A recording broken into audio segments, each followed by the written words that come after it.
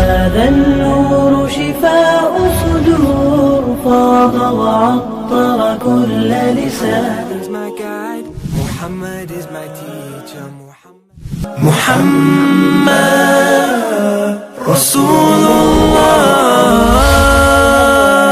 میں اس پروگرام کو آگے بڑھاتے ہوئے اپنی ٹیچر کو میم رابعہ عمر کو دعوت دیتی ہوں کہ وہ آ کے لو محمد صلی اللہ علیہ وسلم کے بارے میں اظہار خیال کریں.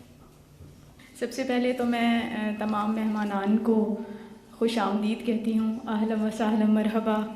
الحمدللہ رسول اللہ صلی اللہ علیہ وسلم کی محبت میں، رسول اللہ صلی اللہ علیہ وسلم کی محبت کو بڑھانے کے لیے یہاں پر آنا اور ایک ایسی ایکٹیویٹی کرنا جس کی وجہ سے ہر فرد سوچنے پر مجبور ضرور ہوگا انشاءاللہ کہ اسے رسول اللہ صلی اللہ علیہ وسلم سے کتنی محبت ہے. اس وقت پہ میں جو بات چیت کروں گی انشاءاللہ تعالیٰ اس کا موضوع بھی یہی ہے کہ رسول اللہ صلی اللہ علیہ وسلم سے محبت کی حقیقت، اس کے حوالے سے کہ نبی صلی اللہ علیہ وسلم سے محبت ہمیں کتنا کچھ دے سکتی ہے اور اس کی اہمیت کتنی زیادہ ہے، اور اگر نہ کی جائے تو نقصان کتنا بڑا ہے. اور ہم یہ بھی دیکھیں گے کہ ہمارے اسلاف نے کس طرح سے رسول اللہ صلی اللہ علیہ وسلم سے محبت کا اظہار کیا.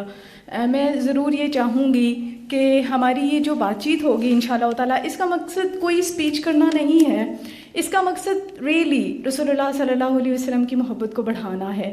اس لیے میں ضرور چاہوں گی کہ آپ لوگ پارٹیسپیٹیو رہیں انشاءاللہ تعالیٰ، اور ہم ایک بات چیت کے ہی انداز سے اس کو ڈسکس کریں انشاءاللہ، اور ہم کسی نتیجے پر ضرور پہنچیں انشاءاللہ تعالیٰ. نحمدہ ونصلی علی رسولہ الکریم، اما بعد فاعوذ باللہ من الشیطان الرجیم، بسم اللہ الرحمن الرحیم. رب اشرح لی صدری ویسر لی امری واحلل عقدۃ من لسانی یفقہوا قولی. اللہم صلی علی محمد وعلی آل محمد کما صلیت علی ابراہیم وعلی آل ابراہیم انک حمید مجید. اللہم بارک علی محمد وعلی آل محمد کما بارکت علی ابراہیم وعلی آل ابراہیم انک حمید مجید. اللہ رب العزت فرماتے ہیں سورہ آل عمران کی آیت نمبر 164 میں کہ بلا شبہ اللہ تعالیٰ نے ایمان والوں پر یقیناً احسان فرمایا کہ جب انہی میں سے ایک رسول ان میں مبعوث فرمایا جو انہیں اللہ تعالیٰ کی آیات پڑھ کر سناتا ہے اور انہیں پاک کرتا ہے اور انہیں کتاب و حکمت کی تعلیم دیتا ہے، حالانکہ بلا شبہ اس سے پہلے وہ یقیناً کھلی گمراہی میں تھے. اللہ رب العزت نے ہمیں بے شمار نعمتیں دی ہیں الحمدللہ، بہت زیادہ. اور اللہ تعالیٰ نے خاص طور پر اپنی رحمتوں کے حوالے سے صورت بھی نازل کی، سورہ الرحمن، اور اس میں اپنی سب سے بڑی رحمت قرآن حکیم کا ذکر کیا. لیکن کسی بھی رحمت، کسی بھی نعمت، کسی بھی بلیسنگ کے ساتھ اللہ رب العزت نے یہ نہیں فرمایا کہ میں نے تم پر احسان کیا ہے. رسول اللہ صلی اللہ علیہ وسلم کا مبعوث ہونا واقعی بہت بڑا احسان ہے. کس طرح سے احسان ہے انسانیت پر. وہ دور یاد آتا ہے جب رسول اللہ صلی اللہ علیہ وسلم کو سچے خواب آنا شروع ہوئے تھے، اور آپ صلی اللہ علیہ وسلم جایا کرتے تھے غار میں اور وہاں پر غور و فکر کیا کرتے تھے.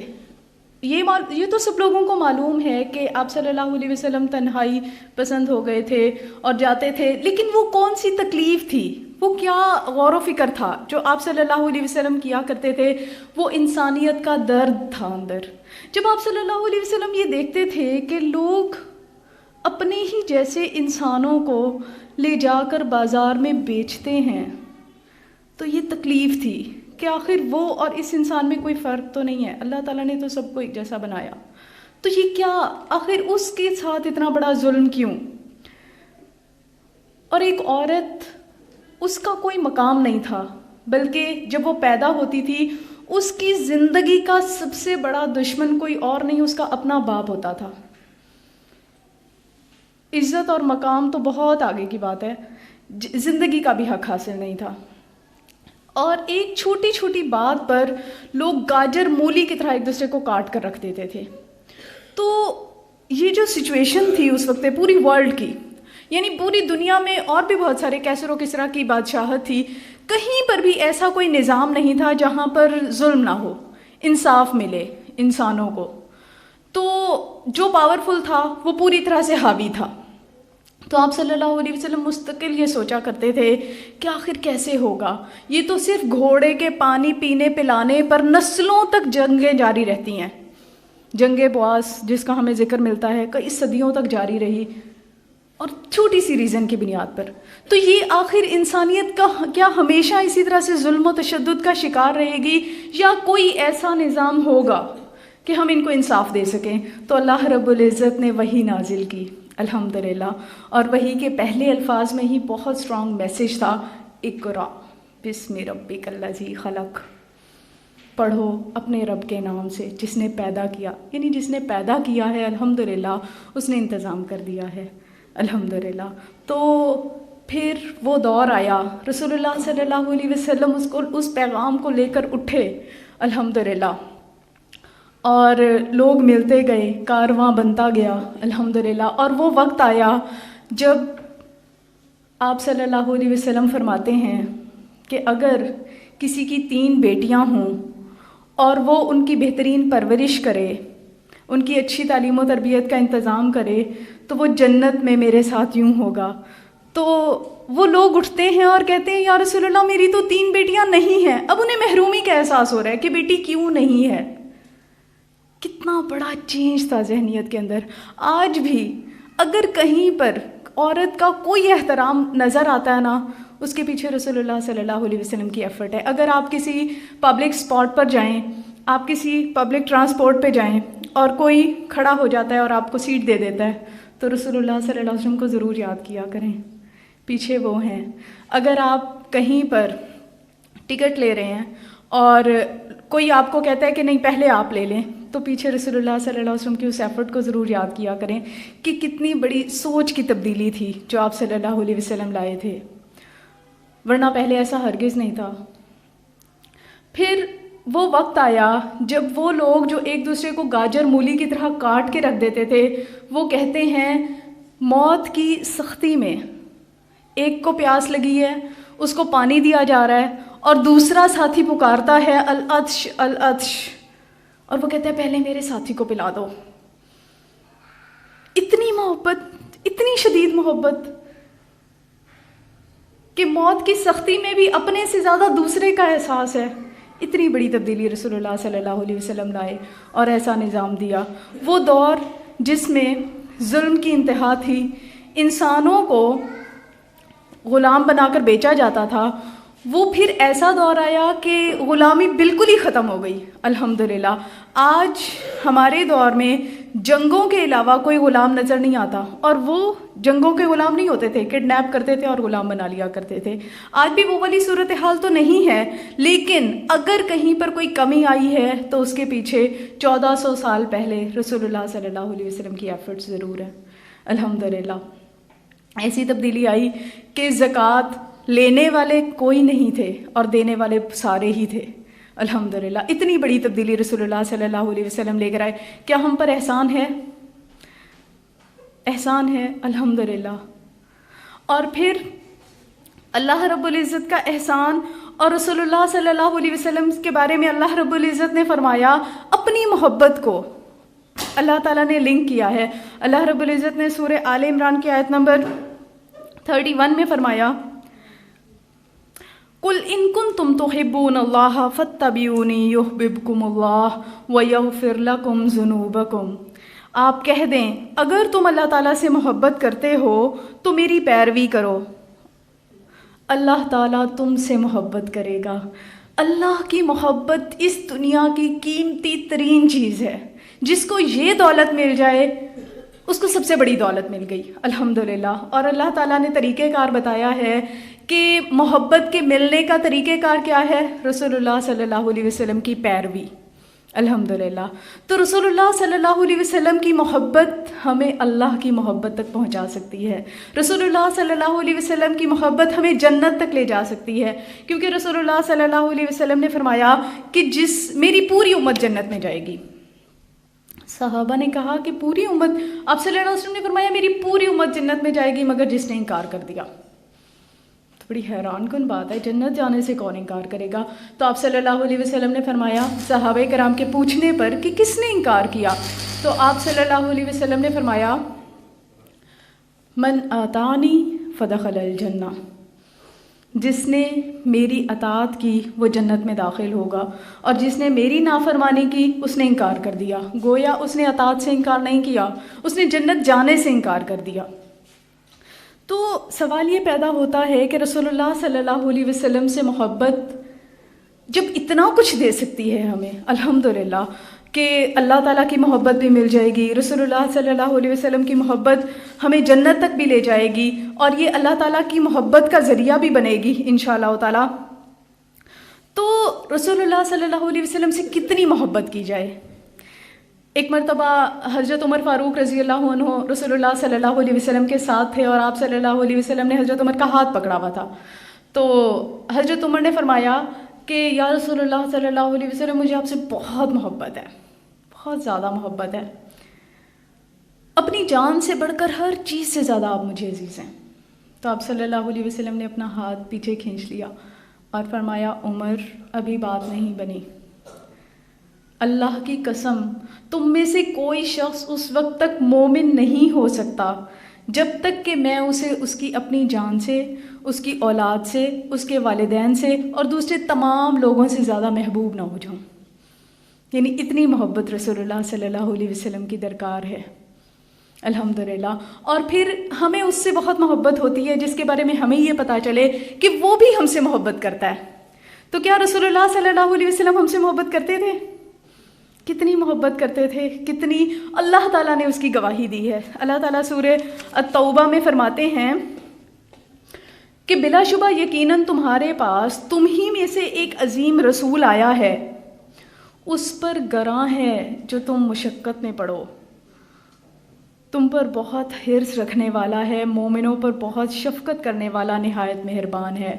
یعنی ہمارا مشقت پر پڑنا رسول اللہ صلی اللہ علیہ وسلم پر گراں گزرتا تھا، اور آپ صلی اللہ علیہ وسلم کو اتنی فکر تھی، اگر اس آپ صلی اللہ علیہ وسلم کی اس تکلیف کا اندازہ لگانا چاہے ہم لگا تو نہیں سکتے، لیکن پھر بھی تھوڑی سی ایک چھوٹی سی اندازہ ہو سکتا ہے مثال سے کہ اگر ماں باپ ہوں، ان کے بچے چھوٹے ہوں، اپنے آپ کو اس مقام پر رکھ کر دیکھیں کہ ماں باپ جن کے بچے چھوٹے ہیں اور انہیں پتہ چلے کہ ان کی جو ہے وہ واپسی کا وقت آ گیا اور انہوں نے بچوں کے درمیان نہیں رہنا، یعنی بچوں کی جوانی میں بچوں کے ساتھ وہ نہیں ہوں گے، انہیں کتنی فکر لاحق ہوگی پیچھے سے، کس کس معاملے کے بارے میں فکر لاحق ہوگی کہ میرے بچے میرے پیچھے سے کیا کریں گے، ان کی تربیت کا کیا بنے گا، ان کے کردار کا کیا بنے گا، ان کے مالی معاملات کا کیا بنے گا، ہر چیز کے بارے میں رسول اللہ صلی اللہ علیہ وسلم کو یہ معلوم تھا کہ میں نے ہمیشہ تو امت کے درمیان نہیں رہنا اور میری امت پر ہی قیامت قائم ہونی ہے۔ تو یہ کہ آپ صلی اللہ علیہ وسلم کو اتنی فکر لاحق ہوا کرتی تھی کہ ساری ساری رات روتے روتے گزر جاتی تھی یہ کہتے ہوئے امتی امتی، میری امت کا کیا بنے گا، اور اسی تکلیف کا اظہار کرتے ہوئے آپ صلی اللہ علیہ وسلم نے فرمایا سنو میں تم میں دو چیزیں چھوڑے جا رہا ہوں۔ جیسے ماں باپ اپنی اولاد کو اگر نصیحت کریں تو کس طرح سے کرتے ہیں، میں تمہیں دو چیزیں چھوڑے جا رہا ہوں، اگر اس کو تھام لو گے تو کبھی گمراہ نہیں ہوگے، ایک قرآن اور دوسرے میری سنت۔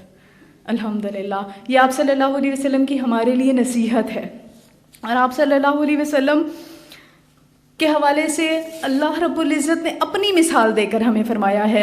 سورہ الاحزاب میں اللہ تعالیٰ فرماتے ہیں کہ یقیناً اللہ تعالیٰ اور اس کے فرشتے نبی صلی اللہ علیہ وسلم پر درود بھیجتے ہیں، اے لوگو جو ایمان لائے ہو تم بھی ان پر سلام بھیجو، درود بھیجو، خوب سلام بھیجنا۔ الحمدللہ تو اللہ تعالیٰ نے اپنی مثال دے کر یہ فرمایا ہے۔ اگر ہم دیکھیں رسول اللہ صلی اللہ علیہ وسلم کے دور میں صحابہ کرام کس طرح سے محبت کیا کرتے تھے آپ صلی اللہ علیہ وسلم سے۔ سہیل بن عمرو جو دشمن تھا، اس نے صلح حدیبیہ کے موقع پر جب وہ حدیبیہ کا یعنی جو معاہدہ ہوا تھا وہ معاہدہ لے کر آیا تھا، اس نے آ کر جب مسلمانوں کی صورتحال دیکھی اور معاہدہ سائن بھی ہوا وہ چلا گیا، اس نے جا کر جو ریمارکس دیے تھے وہ بہت زیادہ امپورٹنٹ تھے۔ اس نے کہا تھا کہ میں کیسر و کسریٰ کے درباروں میں گیا ہوں، سفیر تھا وہ، جایا کرتا تھا بڑے بڑے ملکوں میں، بڑے بڑے بادشاہوں کے پاس. کہتے میں کیسر و کسریٰ کے درباروں میں گیا ہوں، واللہ میں نے کہیں ایسی محبت نہیں دیکھی اپنے لیڈر کے ساتھ. اللہ کی قسم، اگر وہ کہیں پر یعنی تھوک پھینکتے تھے تو وہ کسی نہ کسی کے ہاتھ پر گرتا تھا اور وہ اس کو اپنے جسم پر مل لیتا تھا. اور وہ اگر وضو کرتا تھا تو اس کے وضو کا کوئی قطرہ نیچے نہیں گرتا تھا، کسی نہ کسی کے ہاتھ پر ہی گرتا تھا. اور وہ اس کے ایک اشارے پر اپنی جان دینے کے لیے تیار ہیں. ہاں، یہ وہ بات ہے جس قوم میں اپنے لیڈر سے اتنی شدید محبت ہو، وہ قوم کبھی ناکام نہیں ہو سکتی. اور آج ہمارے دشمنوں کی سب سے بڑی کوششیں بھی اسی حوالے سے ہیں کہ اس محبت کو ختم کر دیا جائے. اس کے لیے وہ ایفرٹ کر رہے ہیں. حضرت ربیعہ اسلمی رضی اللہ عنہ رسول اللہ صلی اللہ علیہ وسلم کے لیے انتظام کیا کرتے تھے پانی کا، وضو کے پانی کا. تو ایک بار ایسا ہوا کہ وہ وضو کا پانی لے کر آئے تو نبی صلی اللہ علیہ وسلم نے ان کو دیکھا، آپ صلی اللہ علیہ وسلم کو بہت پیار آیا ان پر. تو آپ نے فرمایا ربیعہ مانگو جو مانگتے ہو. تو حضرت ربیعہ نے کہا کہ یا رسول اللہ صلی اللہ علیہ وسلم آپ کی رفاقت چاہتا ہوں. سب سے بڑی چیز مانگ لی، جو سب سے زیادہ محبت کرنے والے تھے. تو نبی صلی اللہ علیہ وسلم نے فرمایا کچھ اور مانگ لو. انہوں نے کہا بس آپ کی رفاقت مل گئی تو سب کچھ مل گیا، جنت میں آپ کی رفاقت. الحمدللہ. سوچیں آج اگر ہمیں کوئی یہ موقع ملے، کوئی اتنی بڑی شخصیت جس کے ایک اشارے پر، جس کے کہنے پر اللہ رب العزت سب کچھ کر سکتے ہیں الحمدللہ، تو اگر ہمیں موقع ملے کہ کچھ مانگ لو تو ہم کیا مانگیں گے؟ سوچیں میرا انتخاب کیا ہوگا اگر مجھے یہ کہا جائے مانگ لو، جو کچھ مانگتے ہو مانگ لو. حضرت ربیعہ اسلمی کو اتنی زیادہ محبت تھی اور وہ کہا کرتے تھے، صحابہ کرام نبی صلی اللہ علیہ وسلم کے دور میں کہا کرتے تھے کہ یا رسول اللہ صلی اللہ علیہ وسلم جب میں آپ کی محفل میں ہوتا ہوں تو مجھے قرار آتا ہے، اور جب میں گھر جاتا ہوں میں آپ کو نہیں دیکھ پاتا کچھ دیر کے لیے تو ایسا ہوتا ہے کہ میں پھر میرا دل بے چین ہو جاتا ہے، اور جب میں آپ کی اور اپنی موت کو یاد کرتا ہوں تو میرا دل بہت پریشان ہوتا ہے، کیونکہ آپ کے بارے میں تو میں جانتا ہوں آپ جنت کے یقیناً اعلیٰ درجے پر ہوں گے، اور میں اگر جنت پہنچ بھی گیا تو بھی اتنے اعلیٰ درجے پر تو نہیں ہوں گا، تو میرا کیا بنے گا؟ دنیا میں ہی پھر ٹھیک ہوں، پھر تو مجھے دنیا سے محبت ہوتی ہے، اور وہ بھی اس وقت تک جب آپ خود موجود ہیں. تو آپ صلی اللہ علیہ وسلم نے فرمایا یہ محبت کی پیک ہے نا، ظاہر ہے وہ بے چین ہو جاتے تھے جب تک نبی صلی اللہ علیہ وسلم کو دیکھتے نہیں تھے. تو آپ صلی اللہ علیہ وسلم نے فرمایا المرء مع من احب، آدمی اسی کے ساتھ ہوگا جس سے اس نے محبت کی. اور اسی موقع پر ہی آیت نازل ہوئی تھی سورہ النساء کی آیت نمبر 69 کہ جن لوگوں نے اللہ اور اس کے رسول کی اطاعت کی وہ یقیناً صدیقین کے ساتھ ہوں گے، انبیاء میں سے، صدیقین میں سے اور شہداء میں سے. الحمدللہ وہ ان لوگوں کے ساتھ ہوں گے جن پر اللہ تعالیٰ نے انعام کیا، اور انبیاء میں سے، صدیقین میں سے اور شہداء میں سے. الحمدللہ. تو رسول اللہ صلی اللہ علیہ وسلم کی محبت ہمیں کہاں تک لے جا سکتی ہے؟ اللہ تعالیٰ سے دعا ہے اللہ تعالیٰ ہمیں اس محبت کا حق ادا کرنے کی توفیق عطا فرمائیں. اچھا، میں اس بات کو ضرور مینشن کرنا چاہوں گی، آپ صلی اللہ علیہ وسلم سے محبت ہمارے ایمان کا حصہ ہے. اگر یہ نہیں ہوگی تو ہمارا ایمان مکمل نہیں ہوگا، اسینشیل پارٹ ہے ہمارے ایمان کا الحمدللہ. اور اگر یہ نہیں ہوگی تو ہمارا ایمان مکمل نہیں ہے، اور اس محبت کا اظہار بھی ضروری ہے، اور یہ بھی دیکھنا ضروری ہے کہ اس محبت کے تقاضے کیا ہیں. لیکن ہمارا دشمن اس محبت کو ختم کرنا چاہتا ہے، اور دوسری طرف ابلیس یہ بھی کوشش کرتا ہے کہ اس محبت کو کوئی ڈائیورژن ایسی لگائے کہ ہمیں لگے کہ ہم تو محبت کر رہے ہیں، اور محبت میں ہم کچھ ایسا کر جائیں جو اللہ کو بھی ناپسند ہو اور اللہ کے رسول کو بھی ناپسند ہو. ایک مرتبہ ایسا ہوا کہ ایک یہودی اور ایک مسلمان کا جھگڑا ہو گیا آپس میں. انہوں نے کہا، یہودی نے یہ کہا تھا کہ قسم ہے اس ذات کی جس نے حضرت موسیٰ علیہ السلام کو سارے انبیاء پر فوقیت دی ہے. تو مسلمان کو بہت غصہ آیا کہ یہ کیسے ہو سکتا ہے کہ نبی صلی اللہ علیہ وسلم سے بھی زیادہ فوقیت دی ہو. تو انہوں نے، یعنی وہ جو مسلمان تھا اس نے گھونسا مارا یہودی کو. تو یہودی شکایت لے کر رسول اللہ صلی اللہ علیہ وسلم کے پاس آ گیا. آپ صلی اللہ علیہ وسلم نے جب پورا معاملہ سنا تو آپ نے اس مسلمان کو سمجھایا اور فرمایا کہ مجھے موسیٰ سے درجے میں بلند نہ کرو، اور قیامت والے دن ایسا ہوگا کہ جب دوبارہ سے اٹھایا جائے گا، سور پھونکا جائے گا اور حشر کے لیے اکٹھا کیا جائے گا، تو سب سے پہلے میں ہوش میں آؤں گا. لیکن جب میں ہوش میں آؤں گا تو میں دیکھوں گا کہ موسیٰ علیہ السلام پہلے سے عرش کا پایا پکڑے ہوئے ہوں گے. مجھے نہیں معلوم کہ اللہ تعالیٰ نے ان کو بے ہوش ہی نہیں کیا ہوگا، جو اس پہ کوہ طور پر بے ہوش ہوئے تھے اس کے نتیجے میں بے ہوش ہی نہیں کیا، یا مجھ سے پہلے وہ ہوش میں آ جائیں گے. یعنی درجہ رسول اللہ صلی اللہ علیہ وسلم کا کم نہیں ہے، اور یقیناً مقام محمود بھی ہم سب اللہ سے دعا بھی کرتے ہیں، امید بھی رکھتے ہیں انشاءاللہ رسول اللہ صلی اللہ علیہ وسلم کو ملے گا، جو کہ سب سے اعلیٰ ترین مقام ہے، انسانیت کا اعلیٰ ترین مقام. لیکن نبی صلی اللہ علیہ وسلم نے اس بات کو پسند نہیں کیا، یہودی کو نہیں سمجھایا، مسلمان کو سمجھایا. تو ہمیں بھی یہ کرنا ہے انشاءاللہ کہ محبت کا اظہار کرتے ہوئے بالکل وہی والا مقام اختیار کرنا ہے جو نبی صلی اللہ علیہ وسلم نے خود فرمایا. ایک بار ایسا ہوا کہ کسی ویڈنگ سرمنی تھی رسول اللہ صلی اللہ علیہ وسلم کے دور میں، اور بچیاں گیت گا رہی تھیں. وہ بچیاں گیت کس طرح سے گا رہی تھیں؟ جنگ کے یعنی واقعات سنا رہی تھیں اور اس طرح کے دف بجا رہی تھیں ساتھ ساتھ. تو انہوں نے کہا کہ اسی اشعار تھے اس کے کہ ہمارے درمیان ایک ایسا نبی آیا ہے جو ہمیں غیب جانتا ہے.